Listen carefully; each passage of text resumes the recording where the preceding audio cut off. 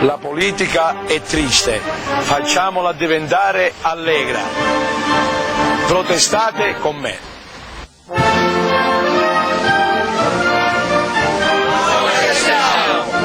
Noi sosteniamo Giovanni Pivona.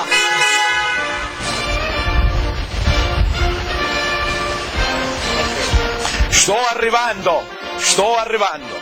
Io sono qui per dirvi che dobbiamo lottare tutti uniti e assieme, uno per tutti e tutti per uno, perché non se ne può più di queste cose, che manca il lavoro, manca il turismo, l'edilizia, manca la serenità della gente in famiglia, manca la sicurezza del lavoro, non si vuole sposare più nudo perché manca travaglio. Così non ci saranno neanche produzione umana.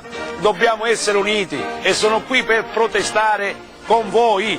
Protestiamo e protestiamo. Se continua così, gli metti in spalla muro così. Proprio siamo messi in spalla muro, non ne potremo manco arriminare. Proprio in una maniera, non ce la facciamo più, non ce la facciamo più, manca l'acqua. Ha piovuto una mattina sera, un inverno che chiovi e manca l'acqua. Protestate con me. Diciamo tutti insieme grazie che ho bevuto. Protestate con me. Manca doccia mi posso fare io. È incredibile. Lottiamo, faccio una tamba di morire. Dobbiamo lottare, così dobbiamo entrare in Europa con questa cosa che sembriamo in Africa, non per offendere l'Africa. Noi sosteniamo Giovanni Pivona. Con questa politica non si può più andare avanti. Cappare ma curcari, protestate con me. Giovanni Pivona, non vogliate schede bianche, protestiamo.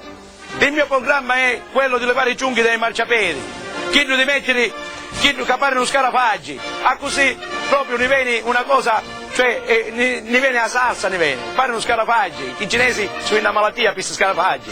Andate che ne ha bene, pure una malattia dell'urdì che ci su, ancora passava e stava svenendo, dalla puzza che diceva Don Dombino, aveva caputato. Quale schede bianche? Protestate una volta per tutte, perché ce la dobbiamo fare questa volta. Protestiamo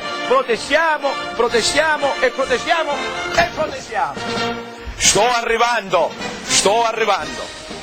Giovanni Pivona e via.